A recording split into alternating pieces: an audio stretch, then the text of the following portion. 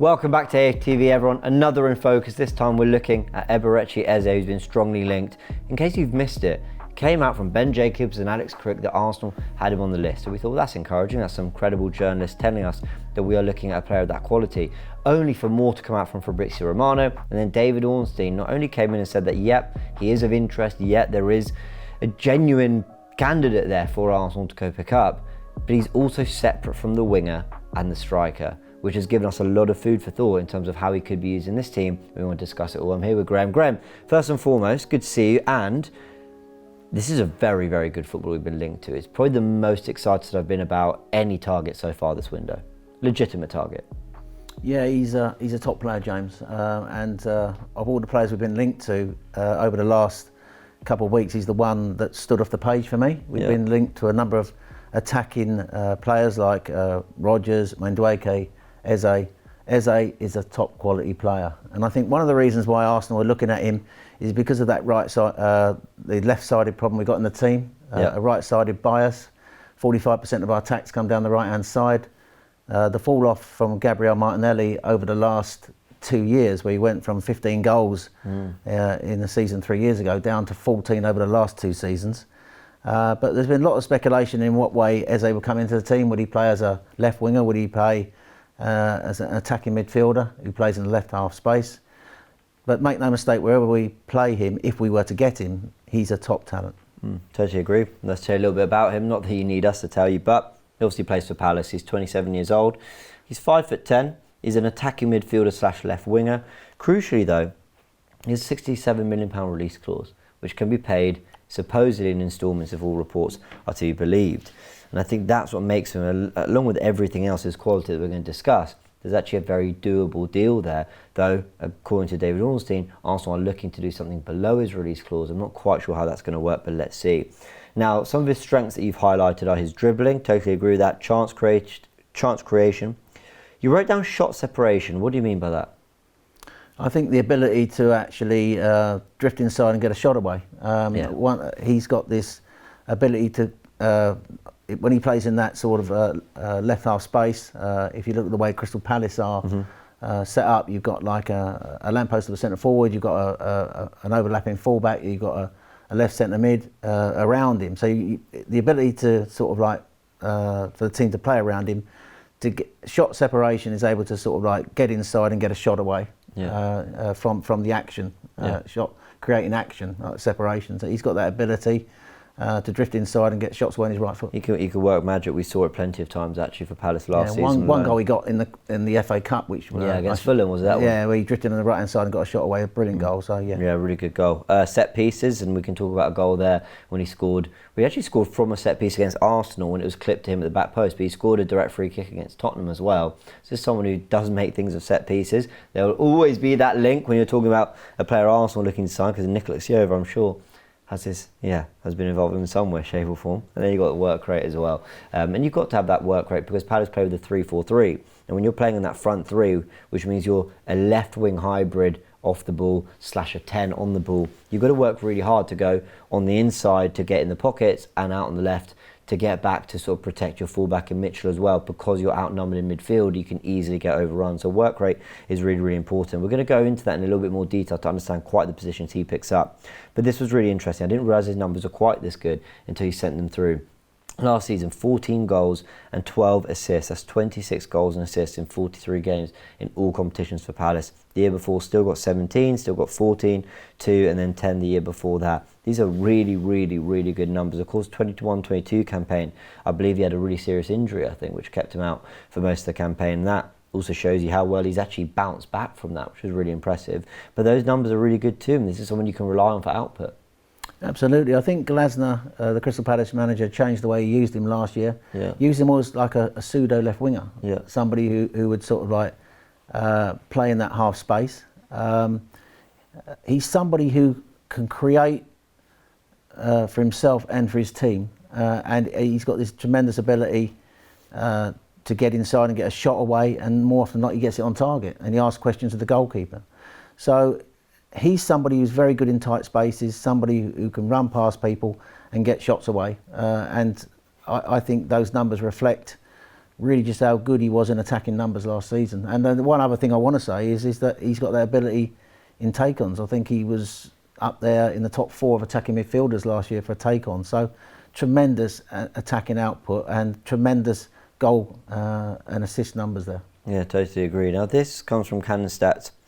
It goes from the 22-23 campaign to the 24-25 campaign. So literally the 3 seasons Arsenal had finished second, and it is across 3 seasons where he played 6% of the time as a left winger, 3% of the time as a striker, but 90% of the time as an attacking midfielder. Where I think this is slightly skewed though is because yes, he's playing as an attacking midfielder. If you're to define, you know, that role he has in the team, yeah, I suppose it is as an attacking midfielder. Those are the positions he's picking up, but he has a lot of work to do as a left-sided player. Now, what we've got here from Sky Sports that he sent over is his heat map compared to Leandro Trossard and Gabriel Martinelli. I want to go into the Gabriel Martinelli comparison in a bit more detail because he's the real touchline winger here. Trossard sits a little bit in between, but as you can see with the 3 heat maps side by side, Eze's a lot more central.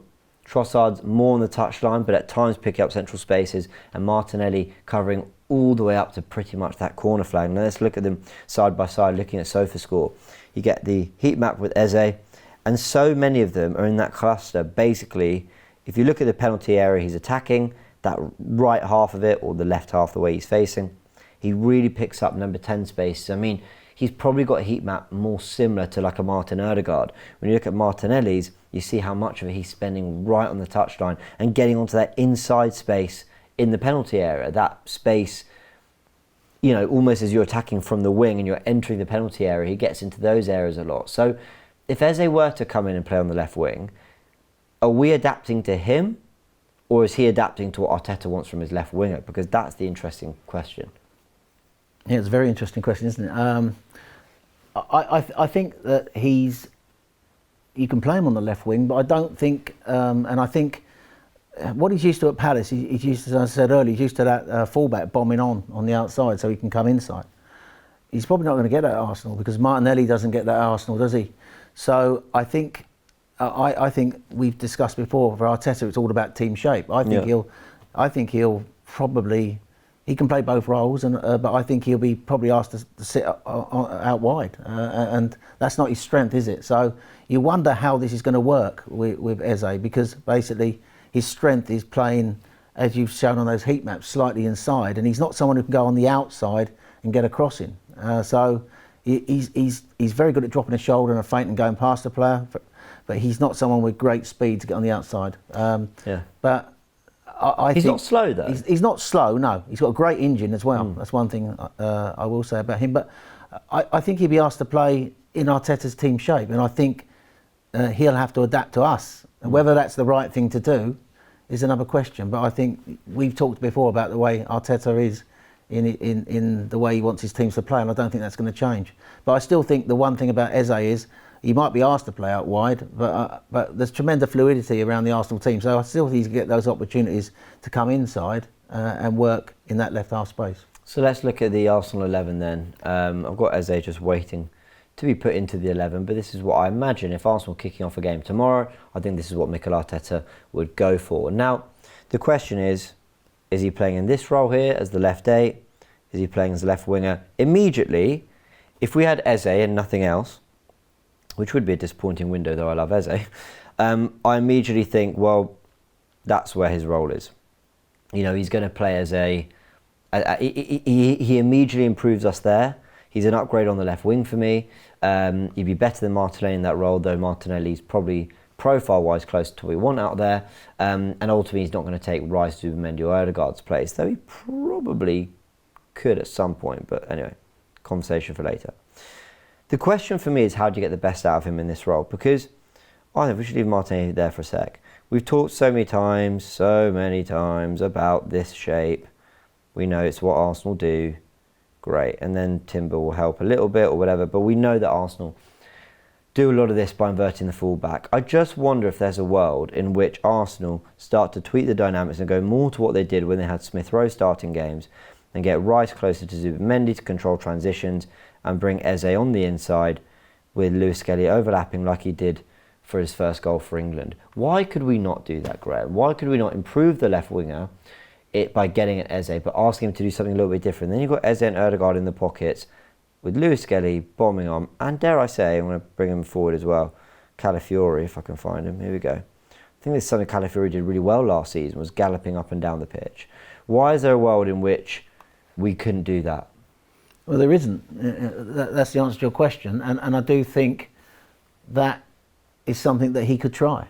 I don't see any reason why you can't put Eze almost like a number 10 or a left-sided 8, doing the work on that side that Ødegaard does on the other side.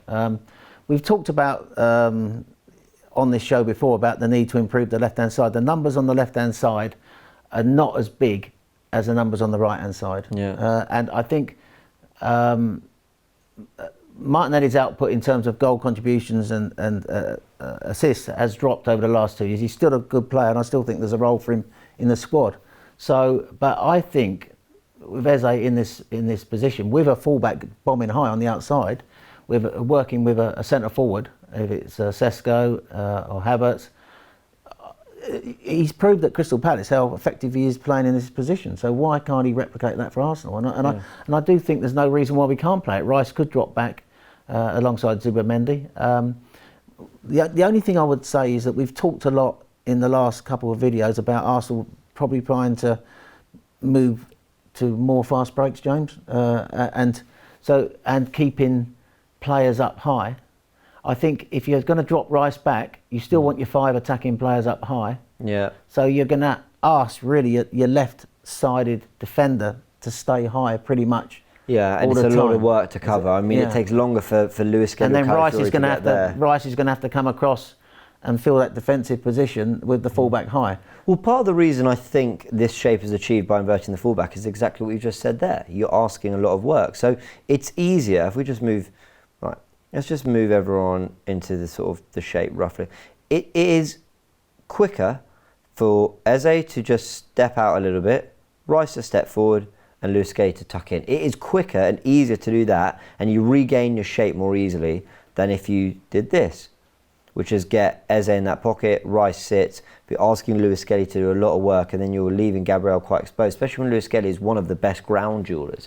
I mean, he's so good in the tackle, and he defends so well. You basically ask him to do something different. Now, Calafiori is one thing.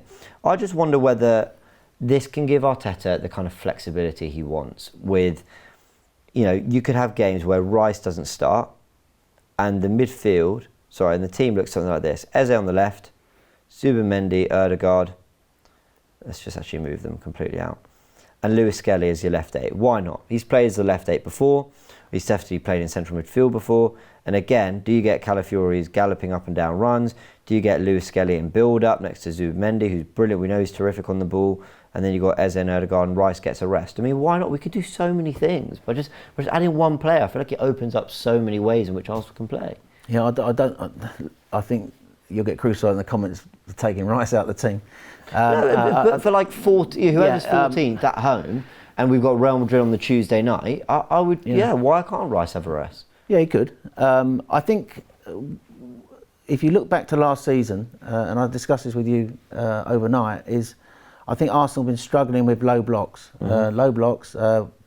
We only won 7 out of 17 games last season when we had 60% possession or more.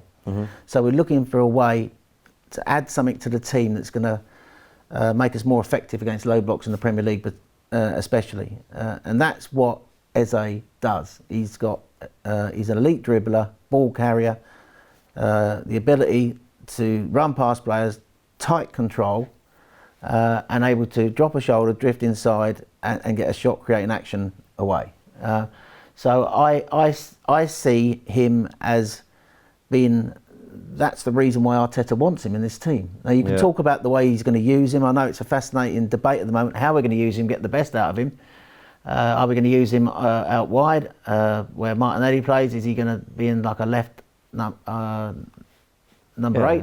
We need to talk about that in a second as well. So it's interesting. Look, I said earlier I thought that he would have to adapt to what Arteta wants. I'm a great believer in putting players in the best positions where they get the best out of them, James. Yeah, I couldn't agree more. And I think playing him where you said, in that left pocket, with the fullback on the outside would be the best way to get everything out of him. I think, and I like the way you said earlier about Rice sort of dropping back to maybe assisting build up, but then he could still come up high to assist the attack. Yeah. So, and that would mean obviously Martinelli would not be in the team if we played that team. But I think one thing we've got to do this season is when we're faced with these low blocks of teams dropping back quickly into a defensive shape, we've got to progress the ball quickly centrally, which is one of the reasons directly, which is why I think Zubimendi's coming in. And then when we get it up high, we've got to have players who basically are very good at, in tight spaces of moving the ball quickly, getting into shot creating positions, and that's what Eze offers. I think it would be such a shame if we didn't have Eze in this box that I've created.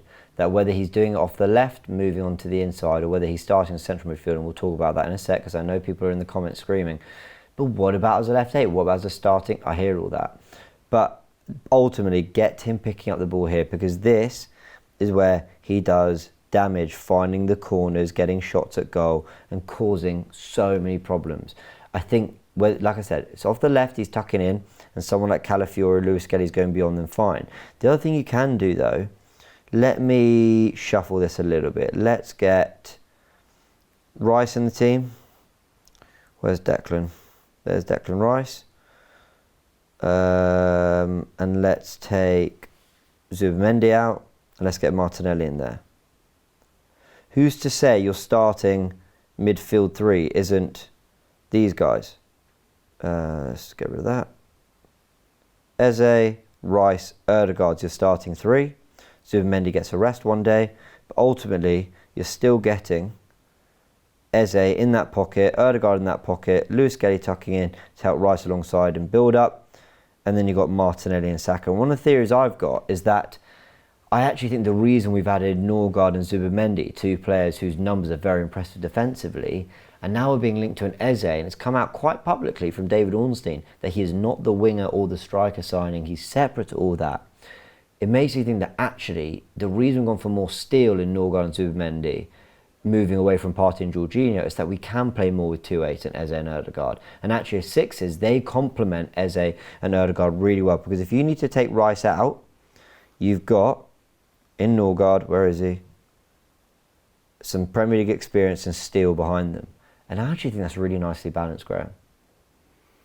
Yeah, I don't disagree with that at all. I think, and there could be a cases this season where Declan does drop back into number 6. He's perfectly capable of playing there. You could share that workload with Zubimendi. I know we've got Norgard as backup, but you're talking about 2 great footballers there. And why would you not put your best players, get all your best players in the team? Yeah. So I can see a situation where Rice and Zubimendi can play in that 6th role. Eze can play up high, and Martinelli can still play out wide. I don't see any reason why, that can't be done. I think we are looking for flexibility, variations on, we're going to sort of rotate players around. So it's about getting the best out of the players when we rotate them. But I do like that. I do like Martinelli holding the width out wide, Saka holding the width on the other side, Ødegaard and Eze in those 2 half spaces, with Eze almost replicating what Ødegaard does. I think it's brilliant on the left-hand side, and a forward and Eze playing off a centre forward. Yeah. And then of course you can still keep the principles which Arteta likes of his left-sided fullback inverting. I think that works really well. Yeah, I think it definitely works. I think it gives you the opportunity to rest and rotate a Rice and a Zubimendi at the same time when you've got an Norgard in there. It allows you to keep getting Lewis Kelly to do what he's doing. But let me ask you one last question. It's the final thing I've got to ask about how he fits into this team. Let me bring in back Declan Rice. Where is he? Keep losing him. Let's bring back in Declan Rice. Let's bring in Zubimendi. Where is he? Here we go. And let's take Ødegaard out. Just for a second. Does he have to worry, Martin Ødegaard, that we see something like this? That Eze might actually be an improvement on that particular area of the pitch? Because as a right footer, when the ball comes out to Bukayo Saka, you've got a really nice underlap there as well. Ball's going to the box. We know that De Bruyne made that run time and time again for Man City in this kind of shape. You've got someone who actually pushes Odegaard to rediscover his form, because last season he wasn't anywhere near at it. You've still got the likes of Rice being that kind of box-to-box getting forward. You've got Zubimendi's kind of guard and Lewis Skelly in build-up. But Eze, I think, is going to be too good to stay out the team if we do sign him. So do you think Odegaard could be in a little bit of trouble here? I think that obviously Odegaard, there's going to be games when he's rotated, he's rested. We did tend to overplay him last season. I see Eze more as almost like a traditional 10. Yeah. So playing more centrally behind a striker, where he has played a lot of his games, albeit coming in from the left. But he could easily play that role. Of course, it's up to Arteta to sort of work with him and the team in training to see whether they can get that system to work. It's he could play tip of the diamond, couldn't he? He could play tip of the diamond. There's lots of ways. He's a quality footballer. I think, we could see him develop more skill sets to where he plays. So how would that look? Tip of a diamond. You've got Rice. You probably have to take Rice out the team for a game. What, have something like this? Odegaard, Lewis Skelly, Zubimendi, Eze. I mean, that is technical if I've ever seen a midfield. Yeah, you could have him sort of, a little bit more central. So Odegaard does this thing there, Lewis Skelly does this thing there. Yeah. I mean, this is all I've wanted, Arsenal to have options. And I'm not saying Arsenal next season will do this, will do that. This is how Arsenal will line up. Because I don't want that for the club. I want Arteta and Arsenal to be able to do lots of different things. And I think it is all about options. But you've got to remember, it's almost like football's more than a game about 11 players now. It's what options off the bench. So you've got many solutions that you can find in games where you're struggling, in games you need something different. He might, if he comes, I know, he might start on the bench and he could come on the last half hour and make that difference, either on the left-hand side or on the right-hand side. I think he's more a left-hand sided player. And I think, as I said earlier, I would like to see him in a position which suits him best. I'm not saying he can't play there if needed, and I don't see any reason why he can't play at the tip of a diamond.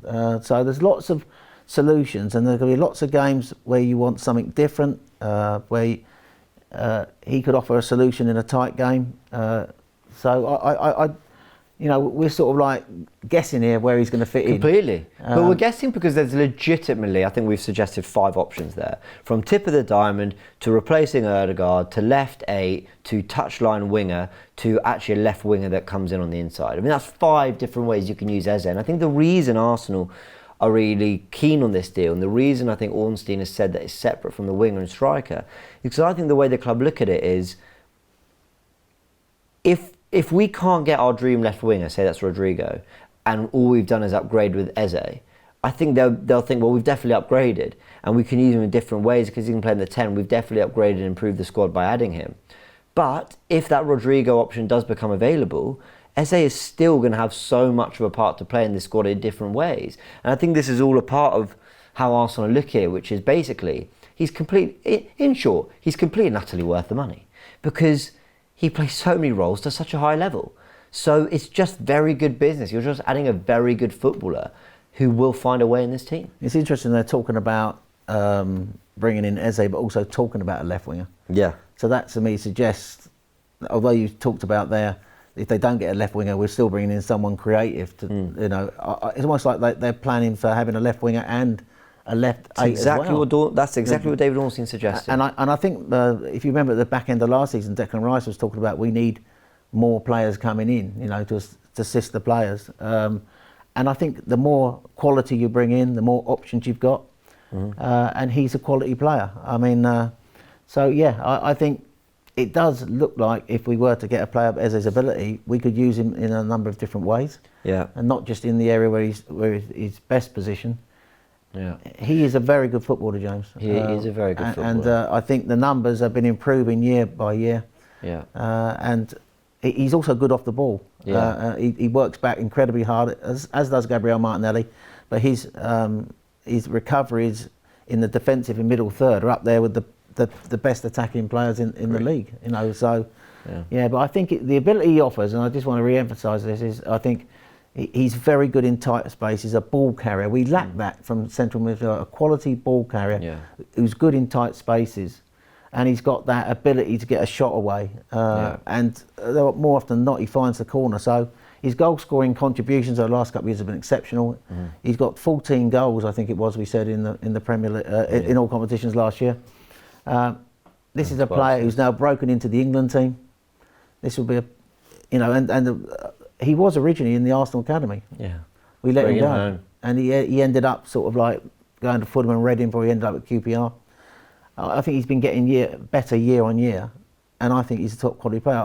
I think this would be a great signing for the team. I agree. I think it offers us so much flexibility in those attacking areas, and I think would be a potential solution for breaking low blocks. That's the thing I like about it. I think it'd be huge for that. Transition. If we're going to play in transition, he's the perfect transition player. We've talked about a lot of things, and we're going to wrap up now, but we've talked about the positions he'll play, what the system could look like. But you're right, there's so much in terms of match-winning moments he's had, goals from distance, things like that we could have gone into. Also out of possession, when people see that, when they see this, they're not kind of maybe convinced by what we do off the ball. But I think Eze could easily drop into the 4-4-2 shape we have like this. It wouldn't surprise me whatsoever if we did see Eze, because of the ground he covers or whatever, being quite comfortable next to Zubimendi or Rice. And I actually think Arsenal might well move to more of a 4-3-3 out of possession shape. And actually just keep them a little bit more as a 3 like that. I think we did it a little bit last season. Was it Man City? There was one game I remember where we tweaked the shape a little bit out of possession. It just wouldn't surprise me if that was an evolution for the team. Yeah, and we talked about the goal against Fulham in the FA Cup last year, but remember the goal we got in the Cup final? And the reason why I mentioned that is we're talking about the fact that he crashed the box, didn't he? Basically, cross came in from the right-hand side, he run beyond. It was a very Arsenal goal. It was a very Arsenal-like goal. And he tucked it away. So he's got a lot of ability, Eze, and I think if we got him, I think it would improve the squad, improve the team, and certainly improve us in so many different areas. You know, he can play in so many different positions. The flexibility, the solutions he could provide to various moments in games when we're needing a goal, for example. I think this will be a major signing if we could put it off. Completely agree. Everyone let us know your thoughts in the comment section below. Next week there'll be one on Christian Norgard, who of course has signed for Arsenal. We'll be excited to get into that, but also let us know your thoughts on this link, on your thoughts on Christian Norgard. And more to come, more in focuses, and I know there's a chance we're going to have to do one on Victor Gyökeres as well. We did do one on Benjamin Sesko. It's now leading towards the Sweden striker, and the Sporting striker could be joining us. But of course, that's at the time of recording. Let's see how those things develop. Big thanks to Graham as always. Big thanks to all of you. Hit the like button if you enjoyed this video, and we'll see you very soon.